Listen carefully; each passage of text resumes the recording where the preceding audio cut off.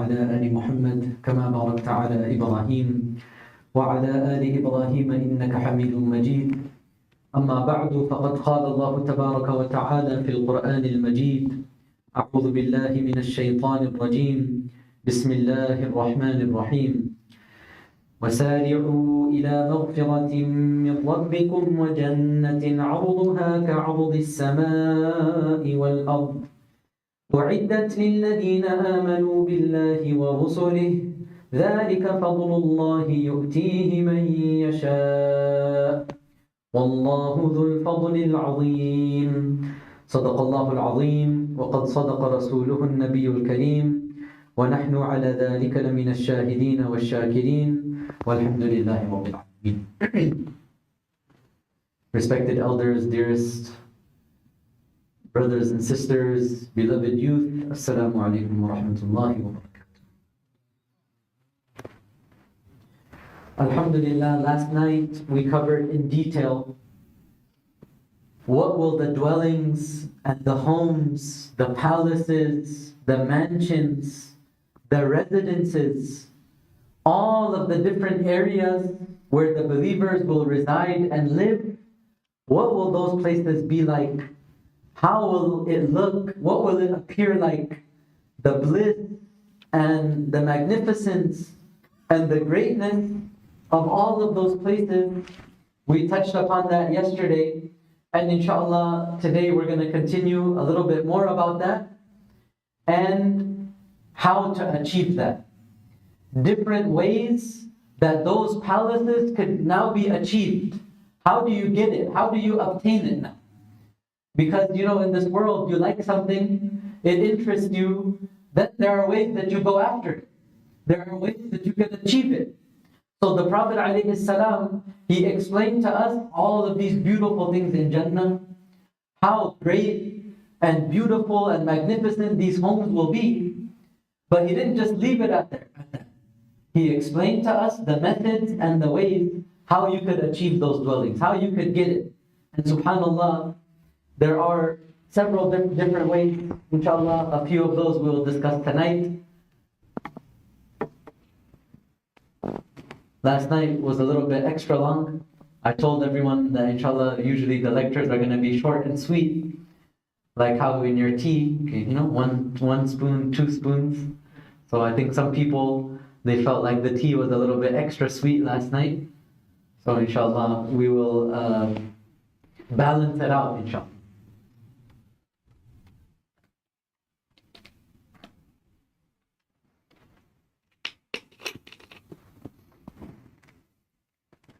Allah subhanahu wa ta'ala, He mentions in the Quran Kareem, وَاللَّهُ يَدْعُو إِلَى دَارِ السَّلَامِ وَيَهْدِي مَنْ يَشَاءُ إِلَى صِرَاطٍ مُسْتَقِيمٍ. Allah subhanahu wa ta'ala, He calls towards the house of peace. What is the house of peace? The house of peace, it is Jannah. So this paradise, it's an invitation. It's something that Allah is calling people towards. Right? In this dunya, when you're trying to achieve something, the first thing that becomes difficult for you is what? Is this even something that I should do? Is this something that is appropriate and suitable for me? Right? Just ask the people that are trying to get married. Right? They'll always istikhara and this and that and ask this person and ask that person and oh my God, what's going on? It's a great thing, it's marriage, it's nikah. But now you're so confused and stressed because you're like, is this the right person or not? Should I proceed with this? Right? Jannah is, and even when it comes to a home of this dunya, right? You have the money, you have the, you're looking at the place, and you're like, wow, it looks nice, it's enough bedrooms for me, it's gonna accommodate my family, but is it the right place? Is it the right neighborhood? It's a little bit far from the masjid. Well, how are the schools for my kids? Etc., etc. You have all these different questions, right? The place is beautiful. It has this thing good about it. Oh, but now I'm a little concerned about here. And I'm a little bit doubtful about this. And I'm a little bit doubtful about that. In Jannah, you have no concerns. How do you know Jannah is the right place? Allah is calling you towards it. وَاللَّهُ يَدْعُو إِلَى دَارِ السَّلَامِ. Allah calls towards it, means He wants you to enter there. He's made the pathway to reach there easy, and He's facilitated it for every believer to reach there, inshallah. May Allah make us from amongst its inhabitants. وَيَهْدِي مَن يَشَاءُ إِلَى صِرَاطٍ مُسْتَقِيمٍ. And Allah Tabaraka wa Ta'ala, He guides whomever He wills, He guides him or her to the straight path. So first things first, Allah, He calls towards Jannah. And secondly, we understand from the hadith of the Prophet ﷺ that Jannah itself, it also invites people and calls them. And it's mentioned that Jannah and Jahannam, they are actually shafi'atain wa mushaffa'atain in and of themselves. They themselves intercede to Allah Tabaraka wa Ta'ala. And they tell Allah Subhanahu wa Ta'ala, you know, so-and-so servant, he's asking for me. So-and-so servant, Ya Allah, he's been asking about me. He wants to enter inside of me. He wants to, you know, be blessed and enjoy my gardens and my dwellings and the mansions that are inside of me. So, Ya Allah, allow that person to come inside. So Jannah itself makes dua for the people that are asking for it. And similarly, Rasulullah sallallahu alaihi wasallam, he made mention that Jahannam does the same thing. Jahannam, it intercedes on behalf of a servant and it speaks to Allah subhanahu wa ta'ala. And what does Jahannam say? It says, Ya Allah, this particular servant of yours, he sought refuge from you. He's seeking refuge from coming inside of me. Right? And Ya Allah, he's asked you this many, many times. Ya Allah, please protect this person from coming inside. Right? Someone can just take care of our brother there. نزلت عليهم السكينة, the tranquility of Ramadan.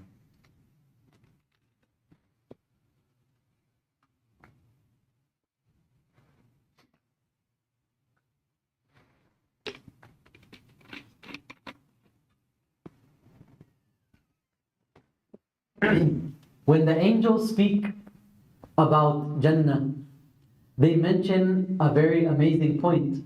They say that Jannah, this is the place of muluk. This is the place of kings. Right? And subhanallah, you know, in this dunya, you could have a house, but are you really a king inside of that house? Right? There's so many restrictions, so many regulations, right? If your front yard, the lawn gets a little big, you're going to be getting letters in the mail, you're going to get fines, this and that, right? So yeah, you're the owner of that place, but not really. You're not really the king of that place, right? But Jannah, it's the place of muluk. You're the owner. You're the owner of the front, of the behind, of the sides, of the entire neighborhood. That all belongs to you.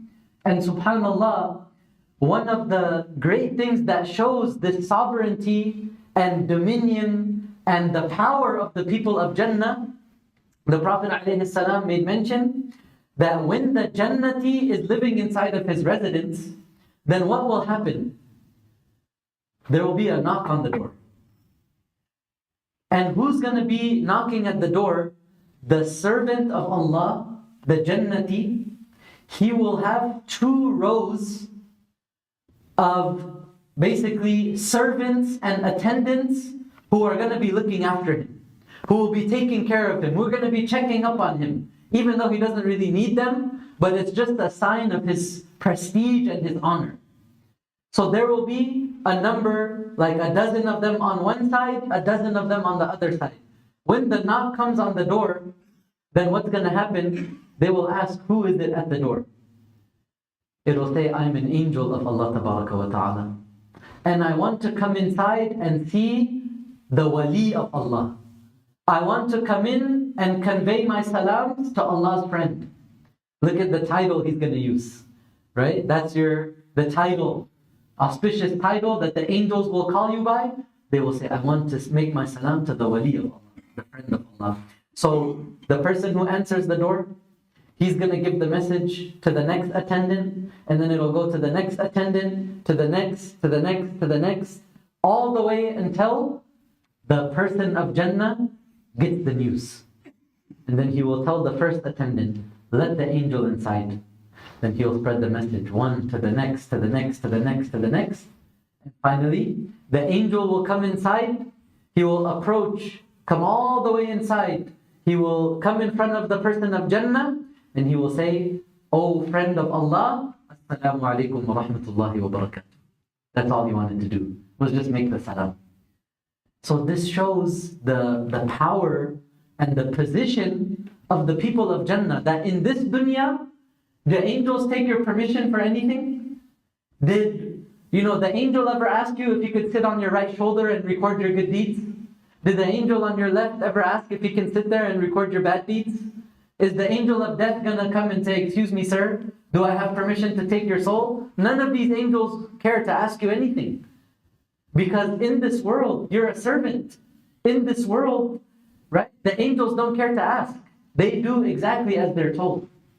But in the akhirah, in Jannah, even the angels, so humbly, great creatures of Allah, great creation of Allah tabaraka wa ta'ala, but with such humility, they're knocking on the door, they're seeking permission. Right? In this dunya, what happens? When the angel of death wants to come in, he doesn't knock any doors, he barges inside. But at that time, the honor of the believer is going to truly be felt. And subhanAllah, Jannah itself, it's waiting for the believers. Jannah itself, it asks Allah, where are the people of Jannah and when are they going to come inside of me? And in many narrations, Allah subhanahu wa ta'ala tells Jannah, adorn yourself, prepare yourself, beautify yourself, because the time is going to come very, very soon where the people of Jannah will come inside of you. Think about the houses of this dunya, right? How much maintenance you have to do before you can move in. You have to fix all of the stuff. You have to bring your bags inside. You have to make sure it's livable. Fix this, fix that. Only then you can actually live in there. But guess what's happening with Jannah? The beautification and the preparation of Jannah, Allah has already commanded Jannah, and Jannah is already preparing itself. And this is why Jannah itself, it makes this declaration. What does Jannah say? قَدْ طَابَتْ ثِمَارِي وَطَرَدَتْ أَنْهَارِي. Jannah says, my fruits have become ripe. وَطَرَدَتْ أَنْهَارِي. My rivers, they're flowing. فَعَجِّلْ إِلَيَّ بِعِبَادِي أو كما قال. So, oh Allah, hasten my inhabitants, hasten the people who are supposed to live inside me, bring them quickly so they could come inside. Right? So, think about it. Jannah is yearning for us, but are we yearning for Jannah? Jannah is calling us and Jannah wants us, but do we have that same feeling? Or are we thinking, a couple more years in this dunya, I want this, I want that, I feel like I should have this, I feel like I should have that. Jannah already wants you, right? So sad would be the condition of a believer if Jannah is thinking about you, but you never think of Jannah. If Jannah is preparing for you, if Jannah is beautifying itself for you, but you never do anything in your life to prepare for Jannah. Does that even make sense? The believer, every single day, this is what's on the believer's mind. How am I going to reach the next life? What's my condition going to be? Allahu Akbar. So, in Jannah, brothers and sisters, as I made mention, the believers, in some narrations it's mentioned that they'll have thousands of attendants, of servants, ready at the snap of a finger to do anything, right? And in this world, there's so much that you have to do in life, right? A person might think, well, if Jannah, the ceiling is hundreds of feet high, right? And hundreds of rooms, and you could end up getting lost in there. Who's going to be taking care of the Jannah then? Right? Who's going to be sweeping Jannah? Who's going to be mopping the floors? Right? In this world, this is something very, very difficult for us, right? The maintenance of the house, taking care of things, cleaning up, right? Everybody's, man, I wish I had a maid. We wouldn't have to do all this work anymore, right? And some of the people back home, instead of looking for a maid, they're looking for a daughter-in-law, right?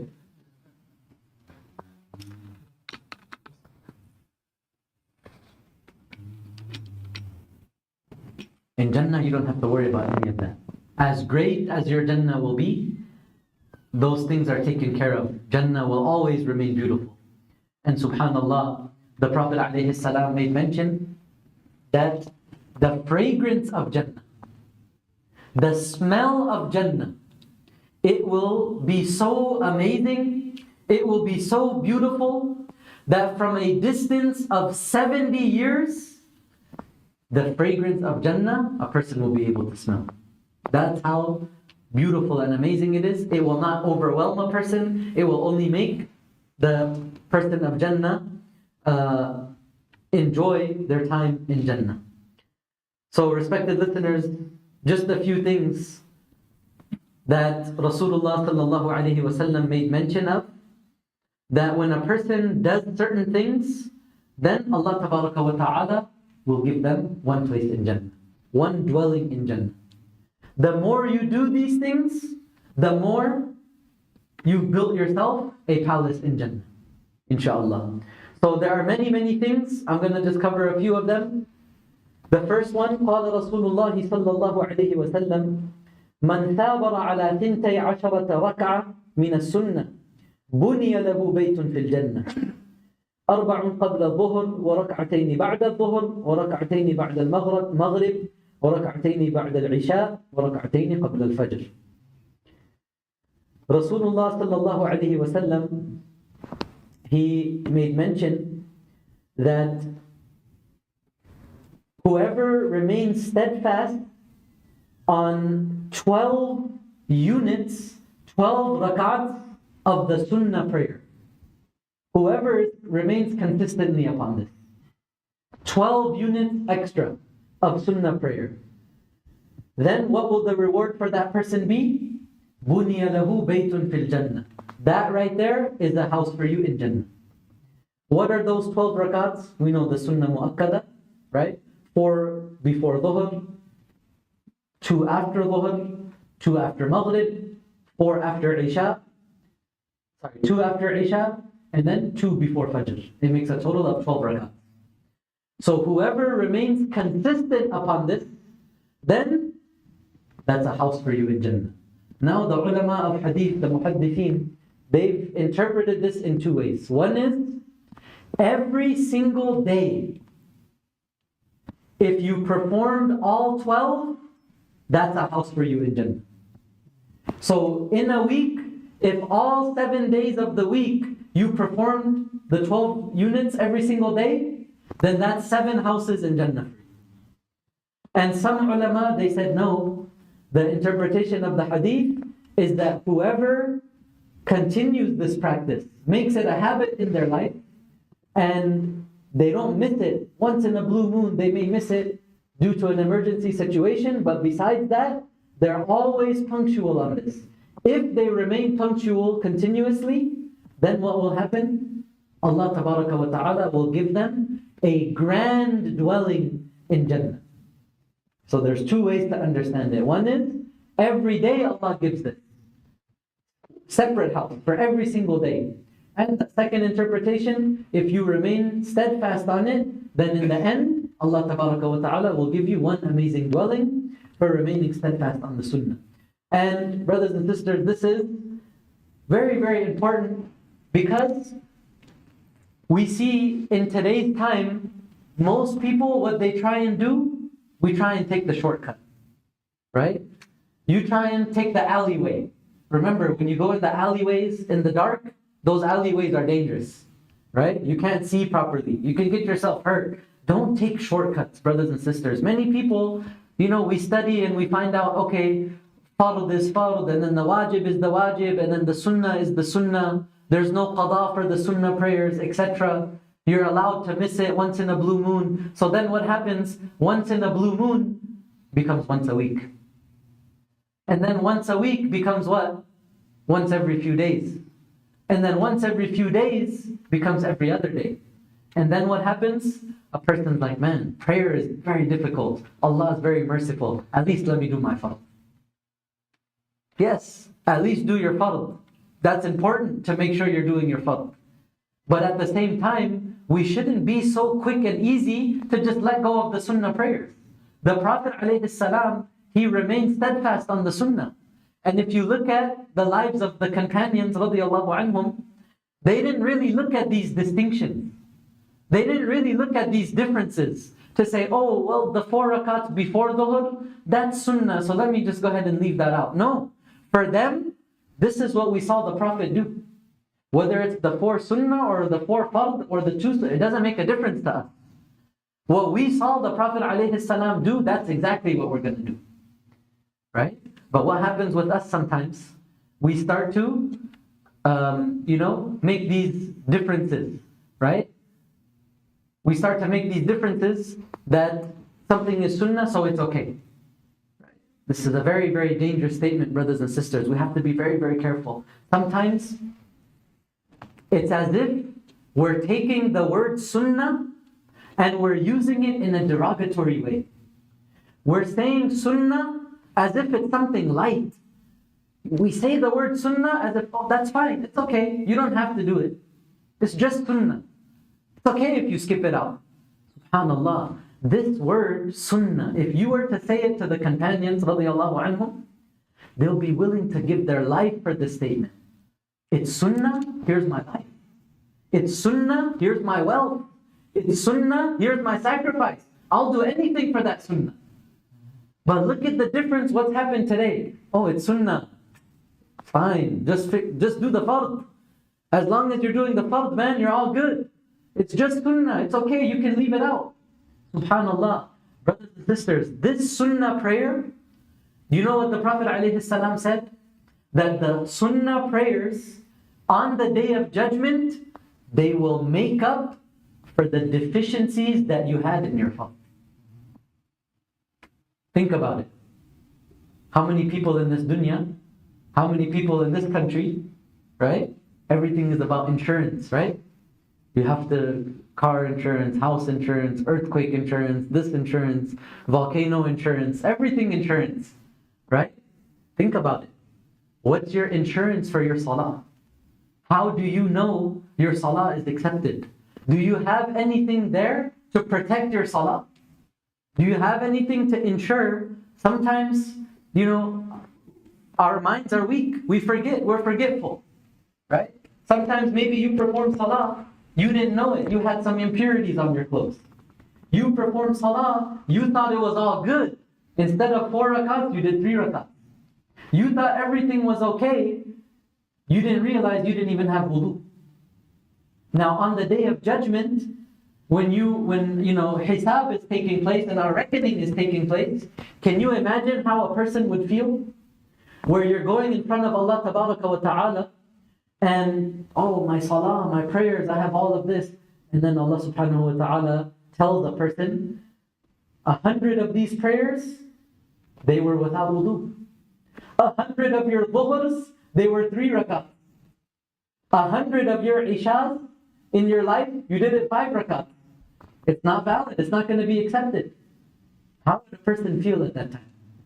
So subhanAllah, Allah gave us this outlet, Allah gave us this avenue that the sunnah prayers, they will come to aid a person at that time. They will come to the rescue. That whatever deficiencies the fard had, the sunnah will take place and fulfill those deficiencies. Now don't misunderstand, it doesn't mean now that if a person is 100% sure that your prayer was wrong, like, it's okay, I did my sunnah yesterday, so it's going to make up for it. Right? Oh, I did my 4 rakat sunnah, and then you're sure you messed up in your dhuhr, and you're like, oh, it's okay, my sunnah is going to help me out. You can't do that. You must, if you're aware of a mistake, you have to fix the mistake. If you need to repeat the prayer, repeat the prayer. These mistakes, what it's talking about, those things that insan was unaware of, you were heedless about, the sunnahs will come and rescue a person, inshallah. So this is the first one that promises a house in Jannah. And the second hadith, inshallah, which we will cover for tonight, عن معاذ بن جبل رضي الله تعالى عنه قال قال رسول الله صلى الله عليه وسلم أنا زعيم ببيت في ربض الجنة وبيت في وسط الجنة وبيت في أعلى الجنة. The Prophet عليه السلام said, I guarantee a house on the outskirts of paradise, a house in the middle of paradise, and a house in the highest part of paradise. So it's actually 3 homes that are mentioned here, right? And this is mentioned in Al-Mu'jam al-Kabir. So, who is this for? لِمَنْ تَرَكَ الْمِرَاءَ وَإِنْ كَانَ مُحِقًّا. لِمَنْ تَرَكَ الْمِرَاءَ وَإِنْ كَانَ مُحِقًّا وَتَرَكَ الْكَذِبَ وَإِنْ كَانَ مَازِحًا. Second. And third, وَحَسُنَ خُلُقُهُ. So, the person who leaves debating, the person who gives up an argument, even though he's right in the situation. He didn't do anything wrong. He's completely innocent. The other person is in the wrong that's arguing with him. So you feel that, that temptation to defend yourself. You feel that urge that you need to speak out, right? But for the sake of Allah Tabaraka wa Ta'ala, you hold yourself back.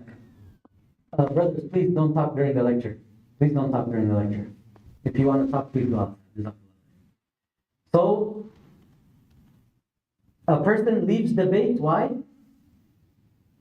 Because debating is a sign of what? And it's a cause of what? Hardness of the heart. Right? Sometimes what happens when a person is debating, you look down on the next person. Right? Your counter arguments, it leads to shouting. It leads to foul language. It leads to people differing in their heart. It leads to people breaking their relationships because of arguments and debates. So it has a sense of arrogance and pride to it in general. So this is why, even if a person is right, if you leave that debate, that's a sign of what? That's a sign of a pure heart. Because that urge to defend yourself, it's very, very powerful. That urge, to speak out and say what's right because you're in the right. It's a very powerful urge. If a person has the ability to stop themselves and say, you know what? In this situation, it's not really beneficial for me to continue this argument. It's not beneficial. There's no benefit for me to, yell and scream and talk about these issues. It's okay. I will leave this debate and inshallah Allah will give me better in the akhir. That's a house for you in Jannah, inshallah. Imam Shafi'i, rahimahullah, you know what he said? Very amazing statement. He said, I have never debated in alim except that I won the debate. I've never debated a scholar, a learned person, except that I won the debate. And I never debated a jahil, I never debated an ignorant person, except that I lost the debate. So what does that mean? Right? When a person is intellectual, they're logical, they're composed, you can have a decent conversation using, adab and character and goodness. And even though the person is telling you you're wrong and you're telling them they're wrong, there's ethics and morals to your conversation. If it's like that, bismillah, no problem. But majority of the time, what happens? We're in each other's face. We're shoving our opinion down the next guy's throat. We're at each other's necks.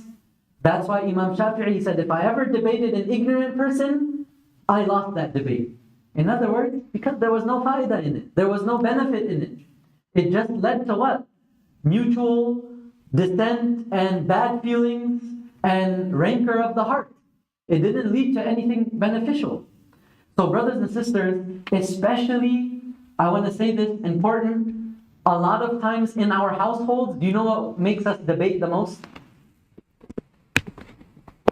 Come on, you guys know? Politics. Okay, politics, that's a big one, right? That's a very big one. But there's one thing that's even greater than that. Religion, deen, right? The hadith says this, no, the hadith says that. The prayer is supposed to be this way, no, it's supposed to be that way. And then, mashallah, our home, each house becomes like the Darul Qada of Kufa. It's like the judicial headquarters of the fiqh council. right? One opinion is here, one opinion is there. Then, the younger sibling, 12 years old, mashallah, little Imam Abu Hanifa pops out of the corner and he gives his fatwa. Right? And mashallah, everybody's got their, fatwas are going left and right. So this is something we have to be very, very careful about. First and foremost, brothers and sisters, if we're talking about Islam and we're talking about the deen, should deen bring hearts closer? Should deen make hearts have love for one another, mutual understanding for one another? Or should deen make us further away from each other? So if this argument or debate or discussion that we're having, if it's truly deen, our voices shouldn't be getting loud. Our mutual respect should not be tarnished, right? We should have love and respect for each other if truly the debate is for the sake of deen. And the second most important thing, brothers and sisters, is that when it comes to debating about Islam and debating about deen, the first important requirement is you have to have knowledge, right? So sometimes we haven't, studied the background of the hadith. We haven't studied the background of those ayat where, we lack a true deep understanding about it, but then we're ready to, give 10 fatwas about it. This is a sign, brothers and sisters, of being too lax in the deen. If you look at the companions, radiallahu ta'ala anhum, they actually complained about the later generation. And you know what they said? They said that sometimes you people give such a fatwa so quickly, and you jump to an answer, you jump to a solution, right, and a conclusion on something, whereas if we were put in this predicament, جَمَعْنَا لَهُ أَصْحَابَ بَدْرٍ, we would have gathered all the people of Badr, we would have brought them together, asked them to consult one another, have a mutual consultation, a shura, and then based on their decision, that's what we would follow. We would get all of the people of Badr. SubhanAllah, right? And then here we go, person's laying on the couch, right? Drinking some soda in one hand, legs are stretched out. No, it's like this, man. The fatwa is like, and SubhanAllah, think of what they would do. Imagine in your head, and imagine in your brain, a whole council, 30, 40, 50 senior companions of Badr, the piety and the noor dripping from their faces. Can you imagine? And they're issuing a verdict. And then here we are, mashallah, right? Just laying back, eating popcorn and Coke, and fatwas like this and fatwas like that. To be very, very careful. Take the deen very, very seriously. Many of our pious predecessors, when they would be walking and people would ask them a question, they would say, don't ask me a question while I'm walking. Is this your respect for Islam? Is this your respect for deen? That while I'm engaged in something, you're asking me a deep, intricate, fiqhi question? It says, wait till I get to the Darul Qada, wait till I get to the appropriate place, to the madrasa, and I sit down and the books are in front of me, then you can appropriately ask your question.